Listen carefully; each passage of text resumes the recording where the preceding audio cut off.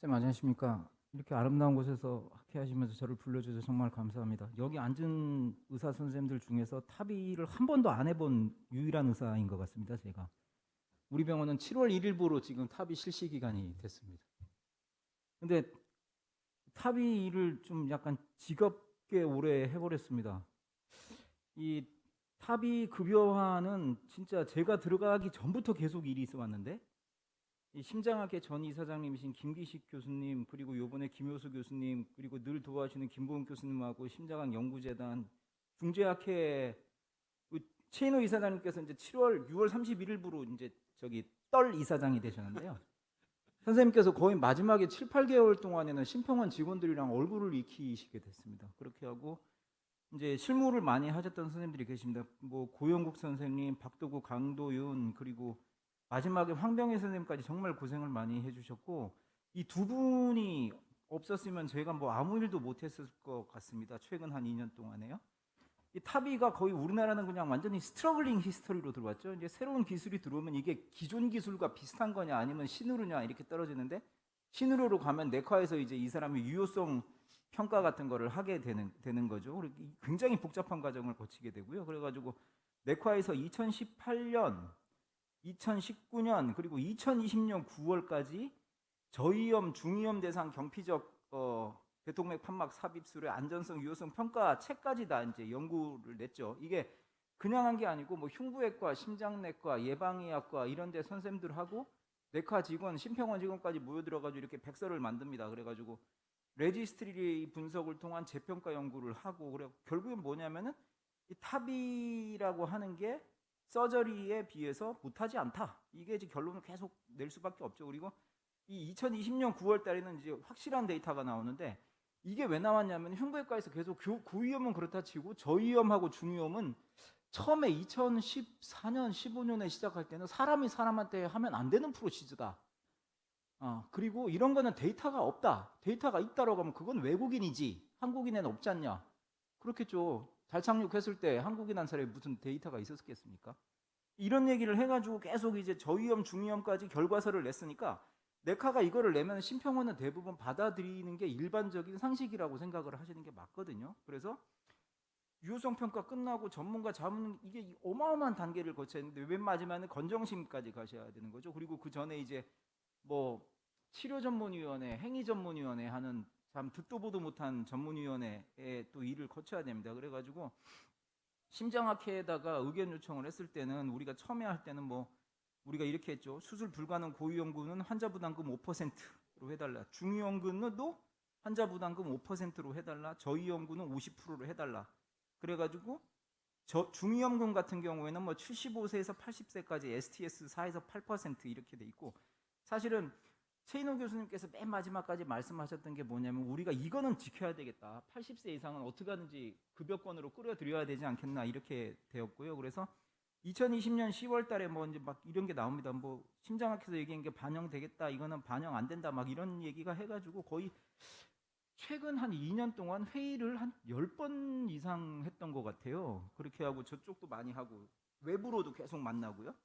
2020년 10월 달에 뭐 이렇게 심장학회 4명, 흉부외과 4명 막 이렇게 잔뜩 모여가지고 이제 이 처음에는 이렇게 20명씩 앉아서 회의를 합니다. 근데 이제 회의 진행이 안 되니까 점점점 사람을 줄여요. 그래서 맨 마지막은 어떻게 되냐면은 양대 학회 이사장만 들어와라. 이런 일이 벌어지게 됩니다. 그러니까 이런 식의 논의 구조는 사실은 한국에서 거의 없었던 구조라고 할 수도 있죠. 그래서 우리 학회에서는 어떻게 했냐면은 STS 스코어라고 하는 거는 불안정한 시스템이다. 그걸 가지고 자꾸 위험들을 논하는 건 이미 가이드라인에서 벗어났다. 이런 얘기를 다 했고, 흉부외과 학회에서는 어떻게 얘기하면 STS 스코어에 이미 연령이 포함되어 있으니까 연령으로 갈라내지 마라. 라고 하는 식의 발언을 계속 하셨습니다. 그래가지고 네카에서 중조위험군 결과가 나왔지만 이거는 외국의 연구 결과로 우리나라의 현실은 반영이 불가능하다. 이렇게 하면서 흉부외과에서는 계속 급여 확대를 반대를 하셨어요. 그래서 심평원에서는 이런 말을 합니다. 80세 이상을 수술 고위험으로 무조건 넣으면 본인 부담률이 낮아지므로 형평성이 맞지 않아서 연령으로 급여 기준을 설정하는 건 위험하다. 이게 도대체 무슨 말인지 저는 한 200번을 읽어봐도 무슨 말인지 모르겠어요. 그래가지고 임상지침이 그 회의를 하는 동안 2번이나 개정이 됩니다. AHA가. 그래가지고 결국에는 나이 기준으로 가고 SS 스코어는 2번째로 나가서 되고 2020년 3월 달에 일본에서 이런 얘기를 하는데 75세 미만은 사바를 우선으로 80세 초과는 타비를 우선으로 하고 이쪽에서도 SS 스코어는 하나도 없죠. 그리고 이게 아나토미가 타바에 맞고 나이가 80세 이상이 되면 타비를 먼저 해라 이렇게 돼버렸고 2021년 말에 아주 끝판왕 임상지침이 나와버립니다. ESC에서 나오는데 75세 이상이면은 그리고 타비의 슈터브란 몰폴러지라면 타비를 먼저 하는 게 좋다 이렇게 돼 있고 회색 지대가 있으니까 그거는 뭐 하트팀에서 논의를 해서 결정을 해라 이렇게 되었죠. 그래서 2022년 4월 18일 날 이게 어마어마한 급여 예정안이 이게 고시 예정안이 나오면은 상당 부분 진전돼 가지고 이걸 되돌리기가 굉장히 힘듭니다. 이 상태가 되면 거의 이제 발효가 되는 건데요. 그때 보면은 8% 이상 80세 이상이면은 2개 중에 하나면은 5% 급여로 가겠다 이렇게 되고 그렇지만 그거는 심장 통합 진료에서 흉부외과 2명이 전부 다 수술이 불가능하다고 하면 임파서블 투 오퍼레이션이라고 해가지고 5% 본인 급여로 가겠다. 4에서 8%는 50%, 4% 미만인 80%로 한다 했는데 이게 처음에는 이렇게 됐습니다. 이게 인디케이션이 대부분 생기거든요. 특히 비싼 시술이라든가 고위험 시술 같은 경우는 이럴 때는 급여가 되고 이럴 때는 급여가 안 되니까 이거는 무슨 일이 있어도 하면 안 된다 이렇게 되는데 이 금기 사항이죠. 근데 이게 막 어마어마한 내용이 들어갔어요. 상행 대동료가 45mm 이상이면은 합의를 하면 안 된다 이런 게 들어가고 LV 다이나믹 옵스트럭션이 있어가지고 어쩌고 저쩌고 뭐 바이커스피드도 하면 안 된다. 이거는 전향적으로 완전히 흉부외과 의견을 그대로 적어놓은 거나 마찬가지입니다. 타비에서 바이커스피드 밸브 같은 거는 이미 한 30%를 차지한다는 얘기가 있고 이 환자를 잘 골라내가지고 하면은 문제가 없다는 게 알려졌음에도 불구하고 이런 거를 내가지고 이게 문제가 됐죠. 근데 위에 있는 6가지는 이전에도 이미 있었던 거예요. 그러니까 이거는 사실은 현실적으로 누가 봐도 좀 곤란하죠. 타비를 하기에.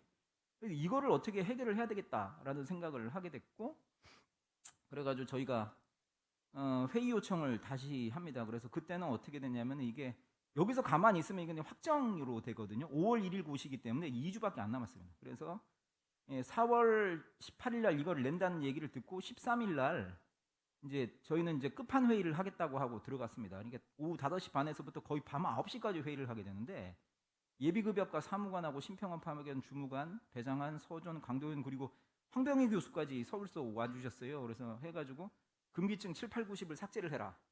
통합진료 원칙을 다시 만들고 흉부외과에 입원한 CVIS 환자는 탑이란 얘기를 듣지도 못하고 가기 때문에 이건 기울어진 운동장이다. 하트팀 디스커션이라는 게 탑이의 급여를 결정하는 회의가 아니고 환자에게 최적의 치료를 갖다가 제공하는 방법을 찾는 거기 때문에 흉부외과 입원한 환자도 수술을 하기 전이라면 하트팀 디스커션을 올려가지고 탑이와 수술을 다 설명할 수 있게 해달라 이렇게 돼 있고 쉐어드 디시전 메이킹 패스웨이를 갖다가 타게 해달라고 했고 응급일 때는 탑이의 통합 진료를 간소화해달라 이렇게 얘기를 했고 수가 진료와 얘기를 계속했습니다. 그래가지고 의견서가 이제 개정안이 나오면 저희가 수정안을 이렇게 만들고 뒤에다가 검토 사유를 갖다가 막 잔뜩 붙입니다. 이거 하는데 뭐 하룻밤 또 밤새는 거죠. 그런데만 우리가 어떻게 했냐면은 이 학회에서만 얘기하는 게 아니라 의료기관에다가 탑이 실시기관에다 이메일을 다 보내드렸어요. 그래서 이러이러한 학회 의견서가 있으니까 여기에 손을 보셔가지고 예비급여과에다가 팩스로 다 넣어달라, 접수를 해달라 해가지고 이제 문제가 뭐냐면 예비급여과하고 이제 심평원에다가 팩스가 하도 밀려드니까 그쪽에서 이제 사안의 심각성을 더 깨닫게 되는 거죠. 학회에서만 얘기하는 것보다는 의료기관에서 말씀해 주는 게 되게 좋거든요. 그래서 이런 거 저런 거를 다 그쳐가지고 결국엔 그러면은 5월 1일 되기 3일 전에 정부에서는 다시 만들어가지고 보냅니다. 불수용, 이거는 수용 뭐 이런 걸 얘기를 해가지고 오는데 여기서 되게 재밌는 것 중에 하나는 7에서 10은 확실히 성격이 다름인데도 불구하고 금기증으로 묶여 있다 보니 문제를 일으킬 수가 있으니까 이거는 통합진료의 부분으로 옮기고 금기증엔 빼겠다 이렇게 했습니다. 그러니까 저희가 얘기했던 거 심각한 문제들을 일으킬 수 있는 7, 8, 9, 10은 일단은 금기증에서 빠진 거죠. 그래서 일부 수용 뭐 이렇게 돼가지고 왔고 그리고 예비급여과의 얘기는 결국은 뭐였냐면은 보험 기준 확대를 위해서 2년 동안 노력을 했기 때문에 수가를 현실화시키는 것은 자기 과의 동력이 떨어졌다. 결국은 뭐냐면은 보험 급여가에 상정이 될 테니까 거기 가서 얘기를 하라는 쪽으로 돼버렸죠. 그리고 응급에 대해서는 통합진료 간소화 정책이 필요한 것 같다. 그렇지만 이게 고시까지 너무 시간이 부족하기 때문에 일단은 고시안을 이렇게 내고 3개월 정도 관찰을 해가지고 급여 상태를 봐서 8월이나 9월 달쯤에 재논의를 해가지고 응급일 때 통합진료를 어떻게 할지를 처리하겠다 이렇게 이제 박아준 거죠. 그래서 결국은 지금 선생님들이 쓰시고 계시는 고시가 나오게 되었고, 여기에 7, 8, 90이 있었던 건 뭐냐면 금기사항에서 빠져가지고 통합진료 때 주로 다뤄야 될 사항이 무엇인가에 대해서 논했습니다. 그러니까 이 부분도 통합진료를 잘 하시면 문제가 없이 시행할 수 있다라고 생각을 하시면 되겠습니다. 근데 이제 문제는 이거죠. 경피적 대동맥 판막 삽입술 대퇴동맥 접근을 하면은 이 총 소요 비용이 3,300만 원입니다. 행위료가 56만 원밖에 안 돼요. 치료 재료 값이 3,300만 원이 되고 환자 부담분은 뭐 이렇게 되는데, AVR을 하게 되면 총 소요 비용이 일단 600만 원이라고 잡혀 있고 치료 재료도 200만 원밖에 안 됩니다. 행위료는 5배가 더 많죠. 그러니까 이게 이제 좀 약간 기울어진 운동장 같은 거죠. 그리고 비봉합 타비 같은 것도 치료 재료는 1,100만 원, 행위료가 220만 원이니까 우리의 4배가 되거든요. 이런 건 조금 납득이 안 되는 상황이죠. 그런데 요거를 보면은 저희가 이게 1월 달에 제가 보냈던 편지인데, 예비급여과에 있는 사무관한테 몇 가지 자료를 갖다 보낸다. 우리가 이렇게 보면은 2012년, 14년부터 타비의 수가가 움직이질 않았고 전립선 생검술보다 낮은 수가다. 뭐 이런 걸 갖다가 다 찾아내가지고 그리고 멜로디 밸브 삽입 같은 경우에는 굉장히 수가가 많이 올랐다. 이걸 보시면요. 2014년부터 2021년까지 타비의 수가는 상대가치 점수가 5,600점으로 고정되어 있습니다. 그런데 대동맥 판막을 풍선으로 늘리는 것은 3,800점으로 시작을 했는데 맨 마지막엔 11,000점까지 올라갔어요. 그러니까 사실은 이게 좀 웃기는 게, 탑이 넣기 전에 볼루넨지오플라스티로 늘리는 경우가 있지 않습니까? 사실은 그 수가를 집어넣으면 훨씬 더 받을 수 있는 수가가 올라가게 되는 구조가 돼 있어요. 정말 이상하죠. 주시술보다 부시술이 훨씬 더 행위료가 높은 상황으로 되어 있습니다. 그래서 이거는 어떻게 하든지 우리가 해결을 해가지고 심근경색증 수가 정도는 받을 수 있게 만들어야 되지 않겠나 이렇게 생각을 하고 있어요. 그래서 2, 3주 전에 우리랑 논의를 계속 이어왔던 흉부외과 학회가 학회를 했습니다. 학회를 해가지고 이제 김경환 이사장께서 기자 간담회를 하셨죠. 여기서 굉장히 프로보커티브한 얘기를 많이 해주셨어요. 그 중에 한 가지가 타비 얘기를 합니다. 타비가 급여화가 상당히 됐다. 그런데 최근 시술로 가능한 타비가 도입되면서 고위험 환자에 대한 긍정적 결과로 도움을 주고 있다. 그동안은 사람이 하면 안 되는 프로시저라는 얘기까지 했던 적도 있었는데 갑자기 타비를 자기들이 하겠다. 타비의 관리가를 순환기내과에서 침습도가 높기 때문에 흉부외과로 가져가야 된다. 이런 얘기를 하고, 그리고 적정성 평가를 국가에서 해가지고 옛날에 이스케믹 하트 디지즈 평가하듯이 평가를 해라. 이런 얘기를 하기 시작했습니다. 그러니까 지금 이거는 좀 제가 생각하기에는 통합진료라든가 의사 내에서 할 수 있는 걸 갖다가 국가에다가 해달라고 얘기하는 거니까 이게 전문가로서 할 얘기인지는 저는 잘 모르겠어요. 그리고 관상동맥 우회술 평가처럼 국가 주도로 관리하는 게 낫다. 이게 계속 이렇게 국가주의를 얘기를 하시는지 잘 모르겠네요. 그리고 이렇게 되면은 2010년에 있었던 혀혈성 심장질환 평가가 그때 그거 기억나십니까? 레프트메인이라든가 뭐 스텐트 3개 이상 넣을 때는 흉부외과 도장 찍어야지 넣어준다. 뭐 이런 거 해가지고 한번 난리가 난 적이 있었죠. 그게 재현될 가능성도 있을 것 같다. 이렇게 되어서 유럽이나 미국에서는 심장외과 의사가 타비를 한다. 그러면 왜 그동안에는 우리나라 한국 의사들은 타비를 못 하겠는지 모르겠어요. 그리고 지금 와가지고 하겠다고 달려들면 이게 좀 옳은 얘기인지는 잘 모르겠습니다. 하여튼간에 저는 좀 기분이 그렇게 썩 편치는 않았습니다. 어쨌든 간에 제가 생각하기에는 이제 나갈 바가 이런 건데, STS 스코어를 버리고 75세 기준으로 급여 정책으로 가야 된다고 저는 생각을 합니다. 이게 요번 타비가 재평가 기간이 보통 이런 기술 같은 경우는 2년 후에 재평가를 하는데 요거는 1년 후 재평가입니다. 그러니까 내년 5월 달 되면 또 저희가 어마어마한 홍역을 치러야 되거든요. 그때 데이터를 잘 모아가지고 75세까지 급여 확대를 하는 것이 선진국뿐만 아니라 주변에 있는 나라와도 같은 정도의 오해를 맞추는 것이다 라고 얘기를 해야 되고, 이 금기증을 자꾸 만드는 건 옳지 않죠. 이거는 가이드라인을 만든 게 아니고 급여의 문제이기 때문에 금기증으로 넣어버리면 그 환자들은 그 치료를 못 받게 됩니다. 비급여로도 못 받게 되고 그 시술을 한 의사는 불법을 저지르는 의사가 되거든요.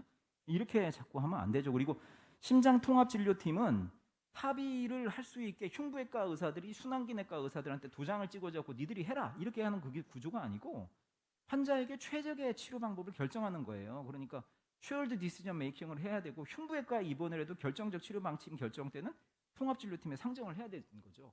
타비 얘기를 듣고 수술을 해야 됩니다. 그리고 응급 타비에 대한 심장통합팀의 논의를 간소화하는 게 필요하죠. 제가 얘기했던 거는 심초음파 전문의하고 흉부외과 전문의 한 명 한 명이 전화로 그냥 해결을 해주면은 합의를 할 수 있게 한다 이렇게 되고, 여기에 대해서는 응급이 뭔지 적응증 논의가 필요하죠. 그리고 수가 현실화는 결국은 뭐냐면은 공급의 지속성을 떨어뜨리게 됩니다. 이렇게 되면 병원에서 못하게 해요.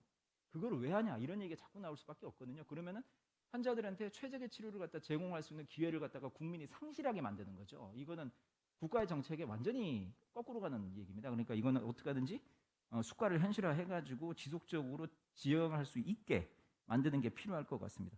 내년 5월달이 재평가입니다. 저는 뭐 언제 선생님들 받들어서 온 힘을 다해가지고 아까 말씀드렸던 결론 부분에 그쪽을 확대할 수 있게 노력을 할 거고, 지금까지 보여주셨듯이 지속적인 관심과 도움을 좀 부탁드리겠습니다. 그리고 아주 훌륭한 컨퍼런스로 여러 의료진들에게 좋은 지식을 갖다가 전달해 주시고 계시는 코아트 선생님께 정말 깊은 감사를 드립니다.